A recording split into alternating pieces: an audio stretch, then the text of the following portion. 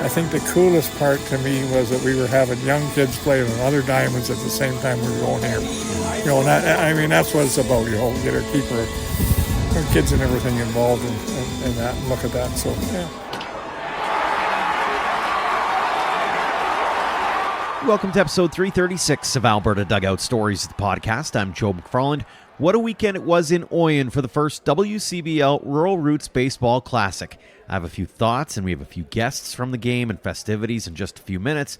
But first, the news headlines. And we'll start with some sad news as legendary builder Wally Foots has passed away. He was a pillar of the baseball community, especially in the Edmonton area. He served as president of Baseball Alberta for 5 years, starting in 1987, and was named a life member in 2001. Foots served as a coach, umpire, volunteer, and organizer, helping found the Edmonton International Baseball Foundation. He has ballparks and an annual Baseball Alberta award named after him. Foots was 92. We head to the big leagues now, and Calgary's Michael Soroka is coming off his best start of the season against Texas. He allowed no runs on just 2 hits and a walk, while striking out 7 in 6 innings of work to pick up the win in a 2-0 Washington victory. He's now 3-3 with a 4.86 ERA in 7 starts. Soroka is expected to be back on the hill again Thursday against the New York Mets. Former Okotoks Dogs outfielder Jacob Melton has seen regular time with the Houston Astros since being called up June 1st. He's hitting .174 with 2 RBI and 3 stolen bases in 8 games. Eric Sabrowski is getting closer to a return with the Cleveland Guardians. After being shelved during spring training, the AHP alum made a couple of relief appearances with the Arizona Complex League Guardians, 1 in AA Akron and 1 in AAA Columbus on Tuesday night. We'll see how long he's there before getting called back up to the big league squad. Speaking of comebacks, Adam Macko is back in AAA with Buffalo after a month of rehabbing in the Florida Complex League. The Blue Jays prospect and Vauxhall Academy grad threw 4 runs of no-hit baseball in an 8-6 Bisons win over the Syracuse Mets this past weekend. He walked 3 and struck out 4 in that contest. That performance also has Jays fans wondering when he might get the call-up. His teammate and former Vauxhall roommate Damiano Palmigiani finally got his first round tripper of the season. 0-2 on Palmigiani. Here's the pitch. Swinging a fly ball. Drilled in the air deep left field. A 3-run homer for Palmigiani. He crushed it. 422 feet. And the old foe for Syracuse, the home run, has bit him once again. Buffalo now leads 8-4 thanks to a 4-run top of the 10th inning. He's hitting .161 with a homer and 13 RBI in 37 games for the Bisons. When he's not doing it with his bat, Dogs alum Tristan Peters is doing it with his glove again. This ball is looped in a shallow left field, scrambling forward, diving on it is Peters! Tristan Peters pilfers another hit away from an International League hitter. Oh, and by the way, Peters is also doing well at the dish as he's up to .295 for an average with 6 homers and 35 RBI in 63 games with the Durham Bulls. Fellow Dog Gavin Logan had his first homer of the season with high A Hillsboro hops. Pitch is lined out into left center field, going back as Thomas looks up, it's gone. And this game just got blown open. Logan with a 3-run homer. It's his first home run of the season, and it's now 5-0 in favor of Hillsboro. Logan's now hitting .263 with 10 RBI to go along with that dinger on the campaign. And just 3 days after getting his first professional home run, which we highlighted on last week's show, Innisfail's Nathan Fluelling did it again with the Charleston River Dogs. Infield at double play depth. First pitch swung on, hammered down the right field line, and this ball is gone. A line drive home run for Fluelling, who blisters one over the wall in right field. He turns around a 95-mile-an-hour fastball, hit it 107 off the bat, and 344 feet down the right field line. And just like that, the River Dogs are right back in it. It's now 4-2. After a slower start at the plate, Fluelling is hitting .296 in June with 2 homers and 5 RBI. His former Sylvan Lake Gulls teammate and fellow 2024 MLB draft pick Owen Pote has signed on the dotted line with the Cincinnati Reds. The Sherwood Park native and 19th round pick had been tapped to play in Okotoks this summer, but officially signed with the Reds after a season at Barton Community College. Over to the WCBL now, and the Medicine Hat Mavericks have taken over top spot in the weekly power rankings. They've been cruising leading this season, scoring more than 10 runs a game. The Saskatoon Berries and Okotoks Dogs round out the top three. This week's Player of the Week, as announced on this week's WCBL report, is Carter Beck of the Saskatoon Berries, who returned to hit 3 home runs in his first 2 games. He's hitting .500 with 13 RBI in his first 5 contests. As mentioned, we'll get to the Rural Roots Baseball Classic in a minute, but baseball history in Western Canada is on full display. Also this week, the Regina Red Sox honored the famous Indian Head Rockets on Wednesday against the Swift Current 57s. Former players Nat Bates and Willie Reed were in attendance, while new baseball cards created by Robin Jensen and the Indian Head Museum were also up for sale. We'll be doing something special for those cards coming up on SaskatchewanDugoutStories.com. The 2025 West Coast League season is underway as well. After starting the season 4-0, the Edmonton Riverhawks dropped 2 to Bellingham to finish out their 6-game homestand. They're now on the road for games against Kelowna and Kamloops, winning their first game on Tuesday. They'll be soon back at it for a 6-gamer at Remax Field. A cool opportunity for a handful of Alberta players who are part of the Baseball Canada Junior National Team. They're taking part in a series of games against MLB Draft League teams. Alberta's Easton Katura and Tay Thierman are on that roster, as are Dogs Academy products Tim Piazantine, William Labonte, and Max Poirier. Speaking of the MLB Draft League, a few players with connections to this province are hoping to make an impression to hear their names called in July. Former Okotoks dog Max Hartman, Sylvan Lake Gull Tyler Boudreau, and Edmonton prospect, or now known as the Energy City Cactus Rats, Johnny McGill have spots, as does former UFV Cascades hurler Kai Fike. Congratulations to St. Albert's Keenan Parker on being named the MVP at the Perfect Game Canadian National Tournament in Ontario.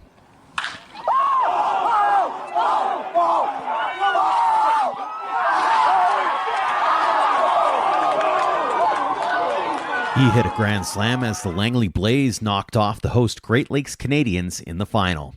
On the Baseball Alberta Elite League front, the Parkland Twins remain atop the standings with a 17-10 record, but the Red Deer Rangers, St. Albert Cardinals, and Calgary Cubs all have 14 wins apiece heading into this week's slate of games. The league has also announced the BAEL Championship will be held in St. Albert July 31st to August 3rd. On to this week's guests now, when we head back to the WCBL for the Rural Roots Classic in Oyen. The Lethbridge Bulls knocked off the Sylvan Lake Gulls 19-11 in a game at Doug Lehman Field, where the community really bought into the celebration of the 30th anniversary of the Oyen Pronghorns winning the then Saskatchewan Major Baseball League championship. It was the first time an Alberta team took the title and opened the door to future expansion to Lethbridge, Medicine Hat, Calgary Okotoks, and beyond. Several alumni were also in attendance, and we'll get to them in a second.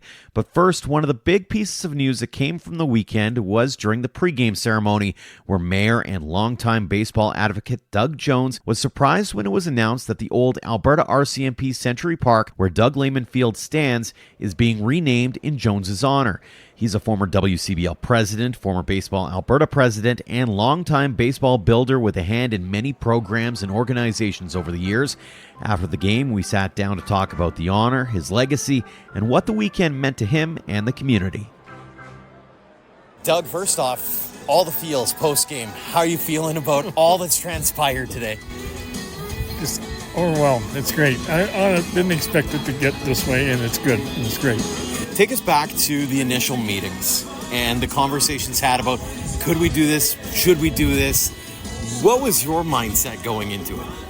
Well, it was sort of a dream type of thing, but Kevin had proposed it to us, and and I was thinking, okay, we could maybe make things like that work. I don't know.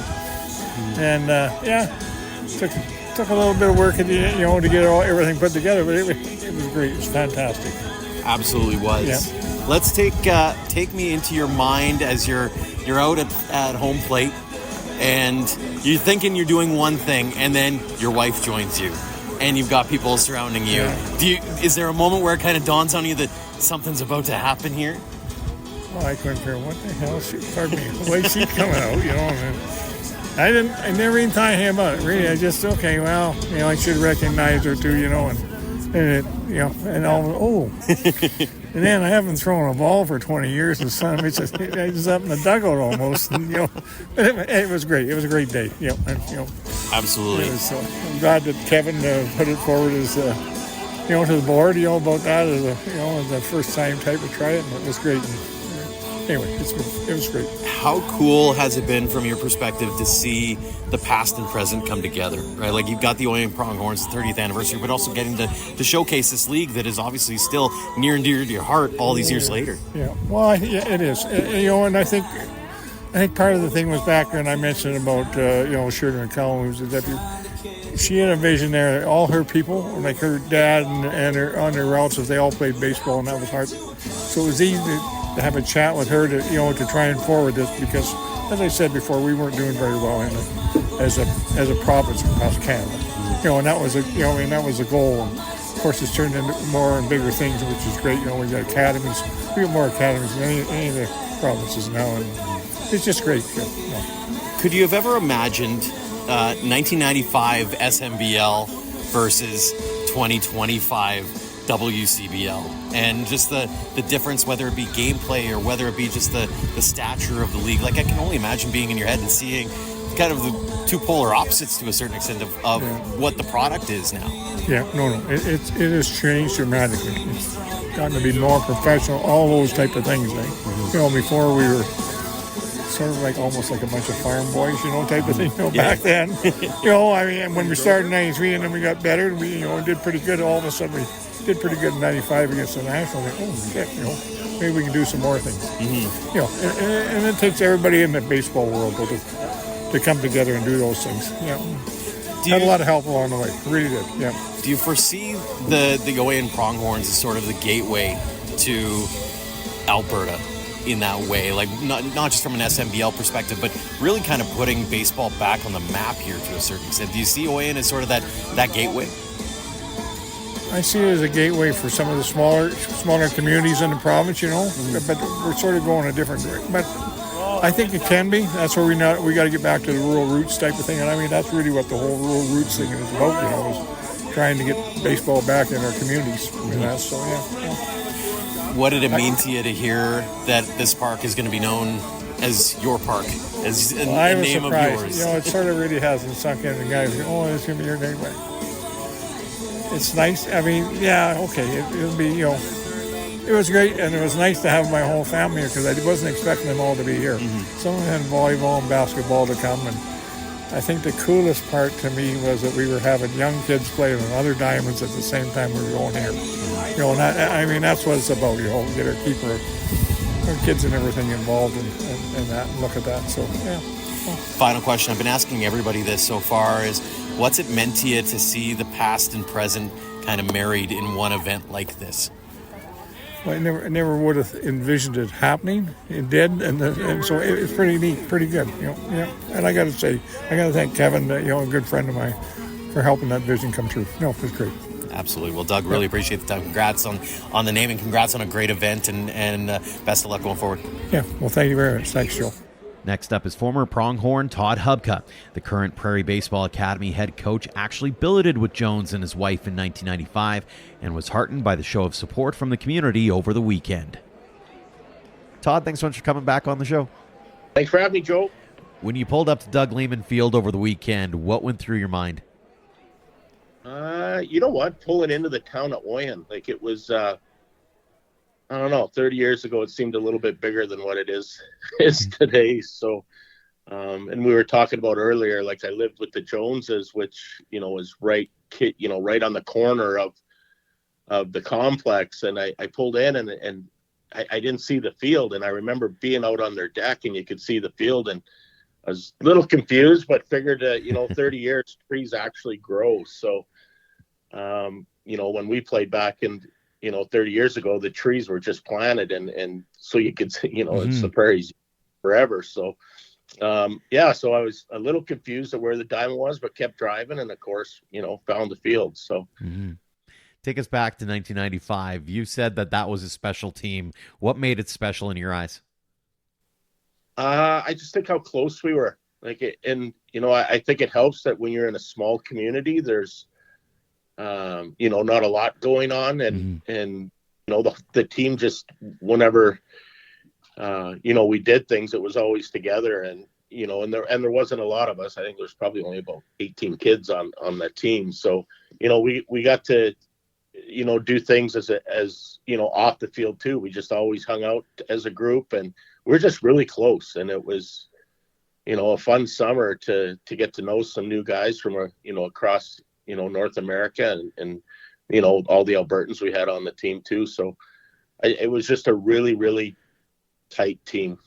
How vivid are your memories of that championship, even of the game itself? Like, talk us through sort of the ebbs and flows of, a season where you guys kind of ran the table to a certain extent. Yeah, you know what? I think it took us a little bit to get going and figure everything out. And I don't remember the record for sure, but I feel like we were 5-5 to start that year, and ended up. I don't even know what our record was at the end, but I don't, like, a couple of losses after that. And it just, we never seemed like we were out of a ball game, and, we had really good starting pitching and we could really hit. And, that's what was so fun about it is, you're winning kind of makes things fun, and we didn't lose very much. And, the championship, I don't remember the championship. I know we won. I think it was, like a 7-2 type ball game or something like that. But that's a long time ago. I don't remember.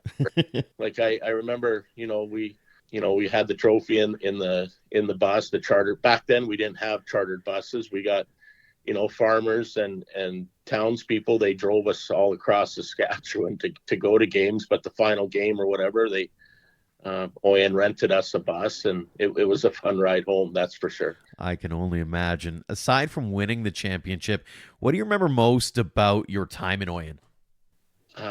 The small knit community. I think, getting to know new people. We were talking earlier. I lived with the Joneses that first summer, and became very close with all of his, Doug's kids and Yvonne, and it just, like, I grew up in a small town, and and then I moved away, and it just brought back memories from when where I used to live, and just how everybody knows everybody, and how much the community supported the Oyen Pronghorns back then. It was, you go to a game, and Doug Lehman Field was, there was cars parked all around the outfield, all the way down the left field, right field lines, and the stands were full, and you did something good offensively or defensively, and the horns would go off, and the whole community was just about the Oyen Pronghorns in the summertime, and really supported, and that was a lot of fun. A bit of nostalgia then, obviously, as you roll in and you see, not necessarily, it's not a night game, so you don't have the cars out there and circling around that field, but it probably had to bring back some pretty good memories watching the boys play on the field at Doug Lehman again. Yeah, absolutely. And you know what? They did a really nice job fixing the field up. Back in the day, like that field when we played was a skinned infield, and so the amount of work that they put into this to get it to look the way it did, for the Gulls Bulls game it was really nice. You get past those trees and you get to see the field, and it was like, man, this beautiful little field in a small town. So It was awesome. You also got to see some familiar faces around the table. What was that like, getting to reminisce and share some stories with the boys? Yeah, you know what? Like I showed up Saturday and went golfing, and went golfing with Graham and his wife, and Ched Simmons, who was our player coach. I hadn't seen him in a long time, and Ed Peacock, who was the town coordinator. So, golfed with him and Dave McKinstry, who they call Super Dave out there. It was a lot of fun, and telling stories on the golf course, and afterwards at the clubhouse, having a few cocktails, and just talking to the alumni that did show up, and a lot of, like, I haven't seen some of those guys, and like it's been 30 years since I've seen some of those guys, so it was a lot of fun. Another familiar face, as you mentioned. You got to bill it with them as well.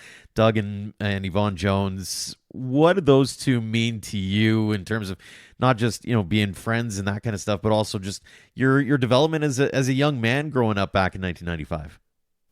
Yeah, they were actually a funny story about it. I got to tell you this.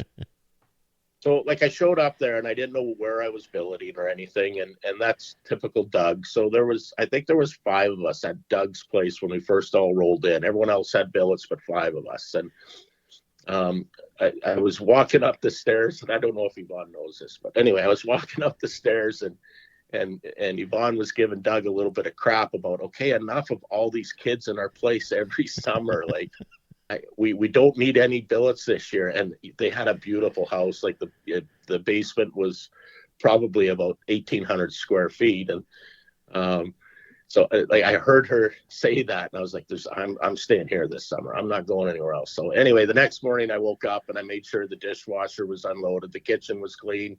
The floors were mopped and everything. And a day goes by and she goes to Doug, everyone's got to go but Todd. Todd can stay. So, that's how I got to stay there that summer. I just made sure that I took care of what I had to take care of to make sure Doug wanted me there. So, yeah. Oh, that's a fantastic story. Obviously, a big piece of the weekend, too, was the pregame ceremony and getting to honor Doug in the way they did. How fitting is that in your eyes? Yeah, that was, I don't think Doug knew about it either. So it was a good surprise for him. And from what Doug has done for that community, not just baseball wise, but he's the mayor there. And, always trying to bring, economic development and everything to that town. And what a great honor that, his name will always be, etched in that community and well-deserved. Not just the baseball world, but he's done a lot for, the Oyen and surrounding area. So I'm sure he had a tear in his eye when, that was announced, and well-deserved. How cool was it just in totality, the weekend that was through the eyes of Todd Hubka? You know what? They did a great job. The amount of people that showed up, and, I don't know how big Oyen is, maybe 1,200 people. And that might be even too many, but I think there was between 500 and 600 people at the game, and to see a lot of faces that I haven't seen in a long time, and it just brought back some really good memories, and it was good to catch up with with old friends and acquaintances throughout the weekend. And Oyen should be proud they put on a great show, and hopefully something like this continues in the WCBL. Absolutely. And it was great catching up with you as well during the festivities, Todd. Really appreciate you taking the time to reminisce with us here. Joe, awesome. Yep. Appreciate you guys being out there and supporting baseball like you guys do. And, it just keeps growing, and I think you're a big part of it. So thanks for everything you do. One of Hubka's teammates on that championship squad was Sylvan Lake Gulls owner Graham Schetzle, who also enjoyed taking a trip down memory lane. Graham Schetzle, as you drove into Doug Lehman Field, what went through your mind? Just brought back a whole gush of old memories. I mean, I called this place home for 4 summers, so a lot of familiarity and seeing all the familiar faces, and the ballpark looks beautiful. It looks nothing like it did in 1993. It's so much better and improved, and it's just awesome. If 1993 Graham Schetzle could meet up with 2025 Graham Schetzle, would he believe where you've gone, 1, and 2, that you'd be back here getting to do something like this? Boy, that's a tough one. Probably not. I mean, when you're young, and you look at these guys, this is a gift to be every summer, every chance to play baseball in your late teens or early 20s or at this level is a real gift. It was for me back then. Of course, I didn't understand that at that time. I never even would have thought to think ahead that, oh geez, maybe I'll own a team in this league someday. And wouldn't have even been on wouldn't believe it. You mentioned, obviously, you're a member of the championship team. What was so special about that team in your eyes? we were a very close-knit group. We all got along well. We had lots of fun off the field and on the field. We stuck together, and just the quality of players these guys were. We only had, I look at our picture, there was only 14 guys on the roster. Some games we were rolling in with 10 or 11, 12 guys, but it was always 10 or 11, 9 quality guys in the lineup and 9 top quality defenders, and it was a good group of guys, a good team. How cool was it to be able to reminisce with some of them? And I assume it's a lot like catching up with old friends and it kind of picking up from where it had left off even 20, 30 years ago. 100%. It was so awesome. I mean, of course, we wish we could have had everybody from the years. There's lots of more guys that I would like to reconnect with and see, and hopefully we'll get a chance in the future. But there was probably 14, 15 of us at the golf course last night, and we shared a lot of stories and just had a lot of fun, and it was awesome. Aside from a championship, do you have a favorite memory or moment of your time as a pronghorn? I remember the bus trips, I guess. Doug was famous for vans that may or may not run, buses that may or may not run very well. So a lot of the travel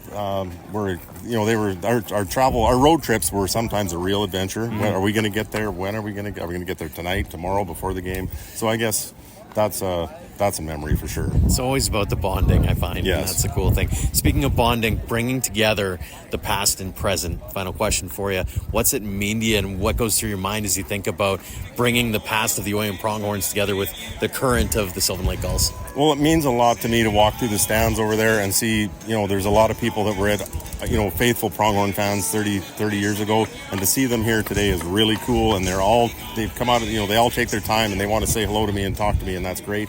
And I'm able to see how much they appreciate it, and they're enjoying the day. It's been a great day. It's been great to catch up with you, Graham. Always the best. Thanks so much for joining us. Appreciate it, Joe. Thank you.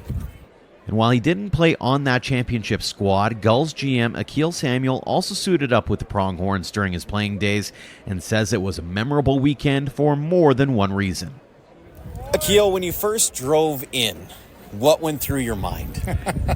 It first drove in. The first place I come to is the ballpark, I visit. I got friends in the area, so I come once a year type thing and golf with the guys or just get a visit in. But I always drive to the ballpark first, and they just got this thing in such amazing shape. The guys from the academy, I think, are working hard at it, and but just to see the ballpark was pretty special. The memories have to be something else from your time here. I grew up in Consort, which is just under an hour up the road, so it was my grade 12 summer that first year with the Pronghorns, so that was awesome, just driving up and down the highway and playing the Kindersleys, and at that time Eston and Hazlitt were in the league, and Swift Current, so there's lots of memories, and just to see the guys like Tom Disniak and Dallas Anderson and Graham, I mean, him and I are obviously still very connected, but just to see some of the old boys back in town, and pretty special. How is it kind of like catching up with? It's obviously like catching up with an old friend, but do you feel that it's like you never missed a beat over that time too? 100%. It's like a high school reunion, same kind of idea, but the guys are maybe just a little bit slower.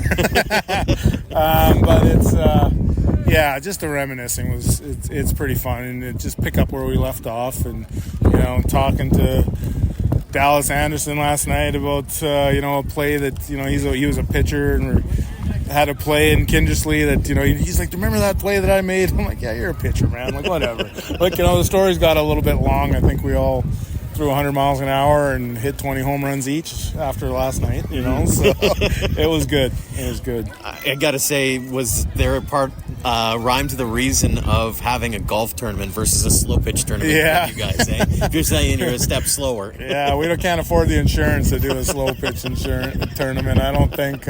After seeing some of the shape the guys are in, I think the golf's a good pick. Just keep it nice and simple. Nobody got too hurt, so we're good. Well, and you got a hole in one in the process. Yeah, too, so. that was that a highlight of your golf career? 100% highlight. My first one ever, and it was great. It was 8 of us golfing in our group, and a friend of mine from high school, Tammy Fawcett, one of the owners, and her. It was just it was a perfect setting, and with the alumni guys in town, and it cost me a little bit in the clubhouse afterwards for sure, but worth every minute.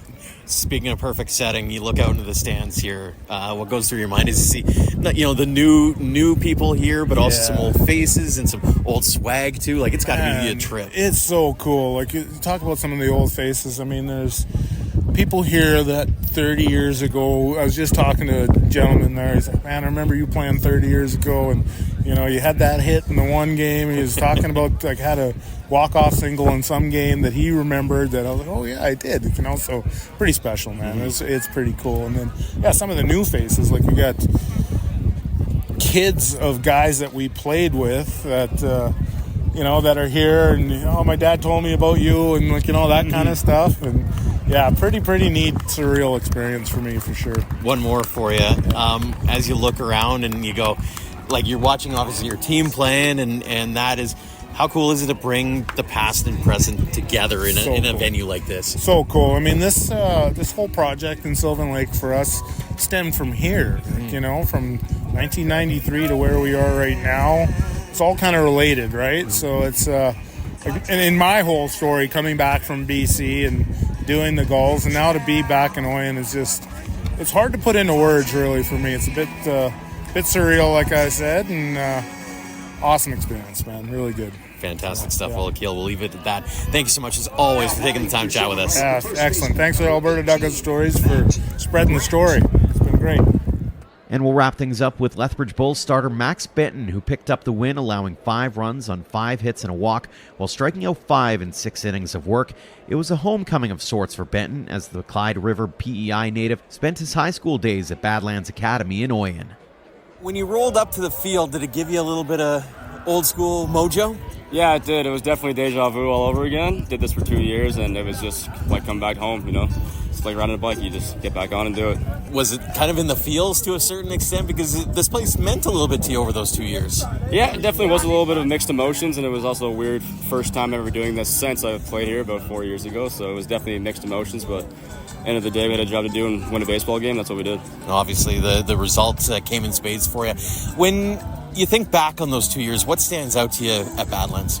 Just the community, the schooling system, the teachers, everybody I ever came across they all just met me with open arms, and I definitely left here a better person overall. And the saying, it takes a community to build a child, and it really did with me. And Oyen plays a huge role in that, along with other places too. How much of a game changer was it for you, especially moving? It's one thing to move like from town to town or from a couple of provinces away, but you're a Maritimes boy who found a new home in rural Alberta. Shout out PEI for sure. It's definitely my home, born and raised, but when I came out here, it was just like the East Coast way, very welcoming and supportive of me, and it just let me flourish as a person. You've been able to meet up with a few people that you knew from a couple of years ago? Yep. Saw my old Bill family and their son and daughter, and it was awesome. It was great. Their nephew, I believe. There he is right there. Hendrix, how you doing? Good. Just on this side. Yeah, I got you. But I saw him yesterday. Played some washers, and it was fun. It was great. It was a great time. Fantastic. Did they make you some good food while you were over there? Big shout out to the Oyen Golf Course for the steak dinner last night. Can't beat that with a stick. It was awesome. Fantastic. What's it mean to you to be able to come back here, represent Lethbridge, represent Badlands, and put up a W2 and when all said and done? It means everything. It's one of those things you wish you could do for every place that touched your heart a little bit, but it was especially nice to do it here and come back and show my Bill mom that I'm actually doing something with my life. That's always a bonus. Exactly, yeah. Max, really appreciate the time. Thanks so much for joining us. Thank you. It was a fantastic weekend to celebrate the past, showcase the present, and inspire the future in Oyen. A massive shout out to the Bulls, Gulls, WCBL, the community in the surrounding area, the volunteers, and so many more who put in a lot of hours to make it all happen.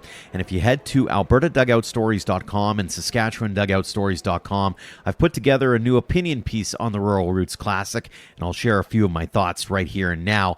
In my books, Oyen hit this one out of the ballpark and sets a great blueprint in place for the league should they decide to continue it on a yearly basis. I don't have a vote at the table at all, but I would vote for another one in a heartbeat, given the opportunity to again bring that past, present, and future together.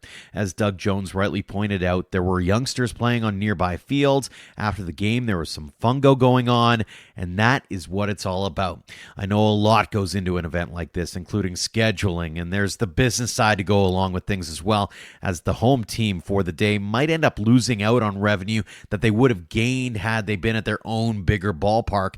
It's also not easy trying to make all the logistics work out. I'm sure there were a few smaller things the league could have done differently, but on the whole, in talking with so many people, including fans and even umpires after the game, the average person absolutely loved it. Now, if the league does move forward with another Rural Roots Classic in 2026, my vote is actually for North Battleford.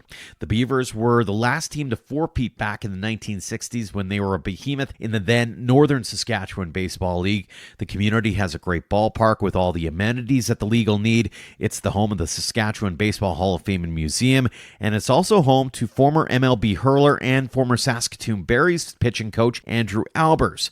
And like I said, I don't have a say in the matter, but it is something for the league's governors to consider heading into next season. Again, congratulations to everyone involved in making it a success, and thank you to everyone involved for all their hard work that they put in.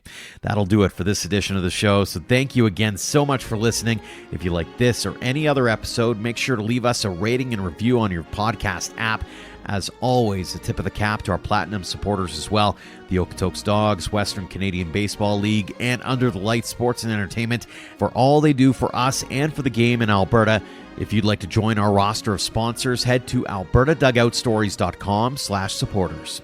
Until next time, thank you for all of your support online, on social, and on air of Alberta Dugout Stories.